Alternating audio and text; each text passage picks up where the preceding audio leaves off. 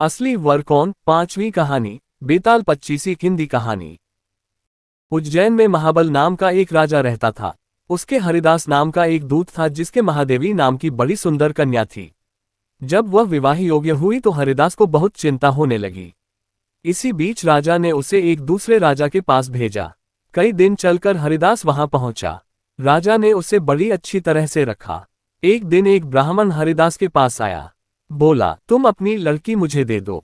हरिदास ने कहा, मैं अपनी लड़की उसे दूंगा जिसमें सब गुण होंगे। ब्राह्मण ने कहा, मेरे पास एक ऐसा रथ है जिस पर बैठकर जहां चाहो घड़ी भर में पहुंच जाओगे।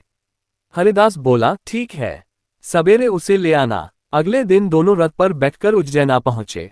दैवयोग से उससे पहले हरिदास का लड़का अपनी बहन को किसी दूसरे को और हरिदास की स्त्री अपनी लड़की को किसी तीसरे को देने का वादा कर चुकी थी। इस तरह 3 वर इकट्ठे हो गए। हरिदास सोचने लगा कि कन्या एक है, वह 3 है, क्या करे। इसी बीच एक राक्षस आया और कन्या को उठाकर विंध्याचल पहाड़ पर ले गया। तीनों वरों में एक ज्ञानी था। हरिदास ने उससे पूछा तो उसने बता दिया कि एक राक्षस लड़की को उड़ा ले गया है और वह विंध्याचल पहाड़ पर है।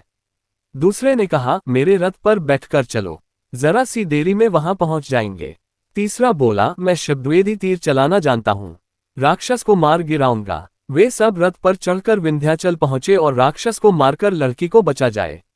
इतना कहकर बेताल बोला, हे राजन, बताओ वह लड़की उन तीनों में से किसको मिलनी चाहिए। राजा ने कहा, जिसने राक्षस को मारा उसको मिलनी चाहिए, क्योंकि असली वीरता तो उसी ने दिखाई। बाकी 2 ने तो मदद की। राजा का इतना कहना था कि बेताल फिर पेड़ पर जा लटका और राजा फिर उसे लेकर आया तो रास्ते में बेताल ने छठी कहानी सुनाई। आगे की कहानी अगले वीडियो में।